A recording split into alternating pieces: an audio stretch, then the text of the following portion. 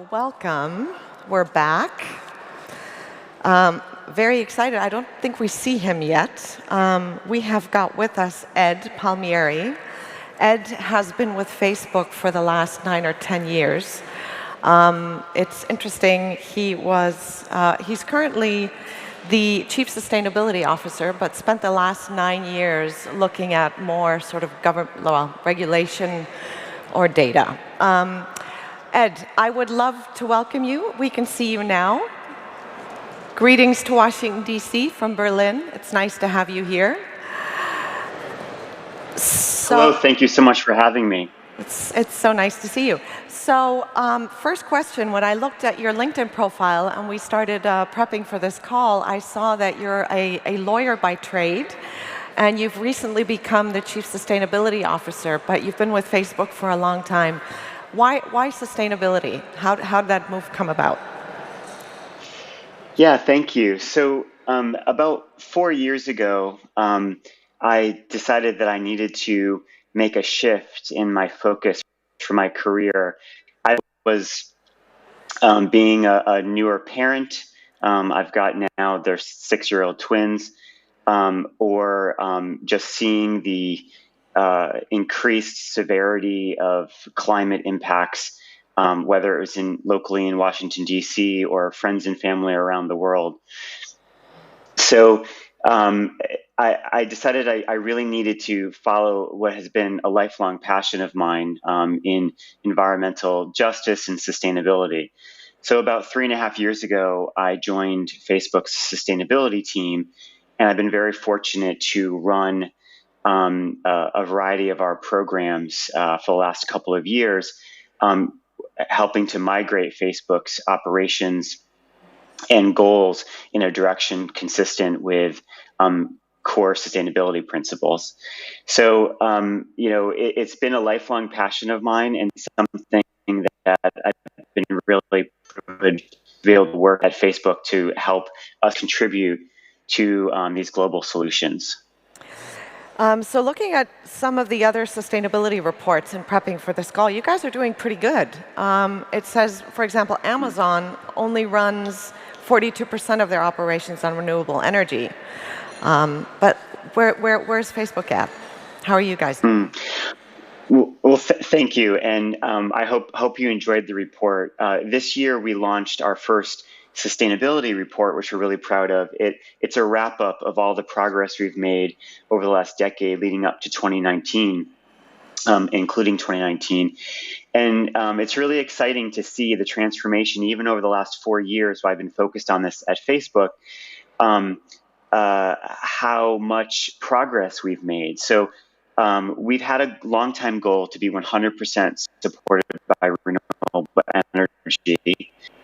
And this year we will meet or exceed that goal and hit 100%. So we will support our offices, our data centers, all of our operations with 100% renewable energy. What's also, really exciting about that goal is that it is allowing us to be on track to meet our goal to have a 75% reduction in Facebook's greenhouse gas emissions.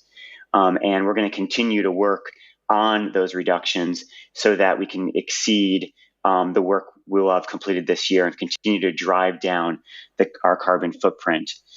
Importantly, this year, we're going to go net zero for Facebook's carbon emissions in our direct operations. So that means that for the remaining portions of carbon that we have not yet eliminated from our operational footprint, we're going to invest in carbon removal solutions to balance out those remaining emissions.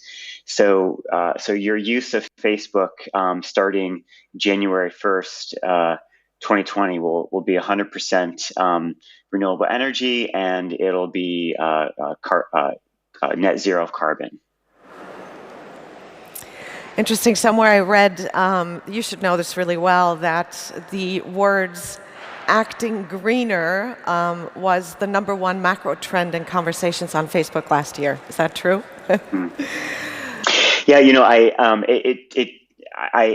the trends change a lot, and I don't know the wrap up from last year, but I do know that we've seen over and over again in engagement with people around the world that it's always been a priority for the citizens of the planet to have a stewardship in mind when dealing with an issue. And we see that transform into the way people interact and come together on Facebook.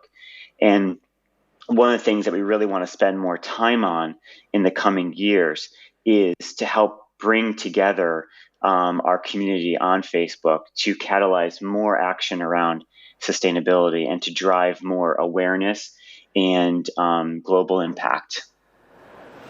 Because this is what I was going to get to. Honestly, I mean, I think it's wonderful that Apple and Google and Amazon and Microsoft and everyone, is looking to green and go net neutral and low carbon footprint, and all of that is nice. It's lovely.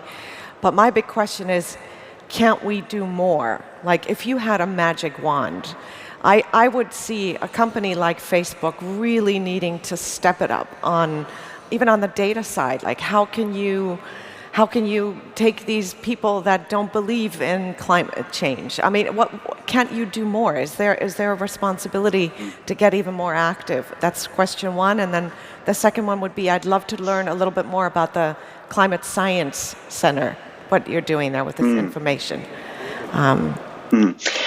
Yes, absolutely. So, as we've been working on our own goals, and I mentioned our net zero commitment this year for our direct operations, we've been thinking about what do we want to do next? How can we have the biggest impact?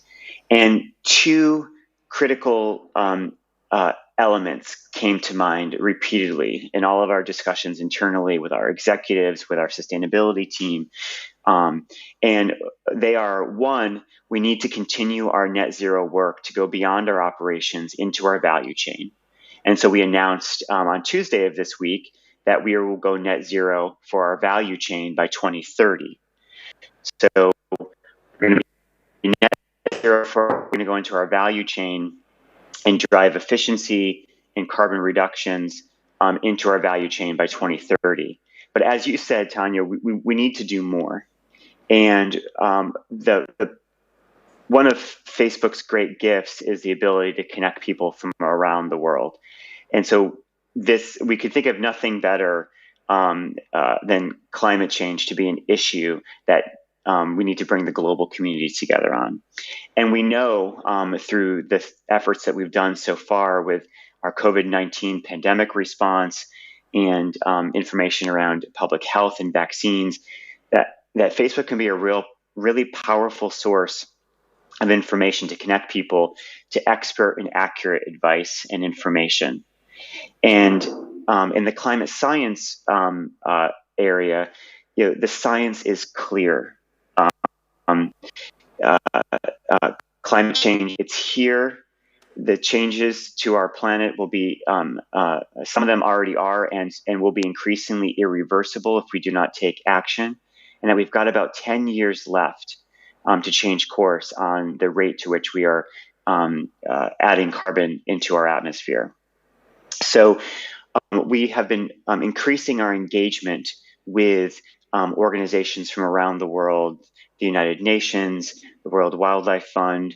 We partner with a bunch of different groups to help elevate their amazing work to educate and bring people together to address climate change. But on Tuesday, we also announced that we wanted to do even more than that. And we launched the Climate Science Information Center. This center will be promoted on Facebook to all users. And we're going to increasingly look for opportunities to expose people on the platform to the option of learning more about climate. And it pulls together science information from the top 200 organizations around the world, led by the IPCC, the Intergovernmental Panel on Climate Change. And that organization is, the coalition of leading scientists around the world who have studied the impacts of climate change and the causes. And so we hope that, like with our other information hubs on the platform, this new Climate Science Information Center will have the same impact of connecting people with this highly curated high quality, verified, science-based information about climate change. And lastly, I'll say you can check out the hub. It is live in Germany. We launched in the US, Germany, France, and the UK, and we hope to follow with more countries as soon as possible. You can check it out, and you'll see a lot of authoritative sources on climate, statistics and facts around temperature increases and climate change. There's opportunities to raise money for organizations through a donations feature. There's challenges you can engage with your friends and family to show areas around the planet that you find most beautiful, that you cherish, and you want to make sure you're helping to save from climate change. And there's a whole host of other modules in that center. So it rolled out this week. We're really excited about it. We're going to continue to iterate on it as we launch out to more countries. And we really hope we can contribute to the global conversation and connect people to high quality science-based information. Love it. Love what you're doing. Thank you so much for your efforts. Ed, it's been lovely meeting you. Very kind regards from Berlin. And yeah, very best. Thank you for the talk. Enough for including me, and I hope everyone at the conference stays safe and healthy. Stay safe.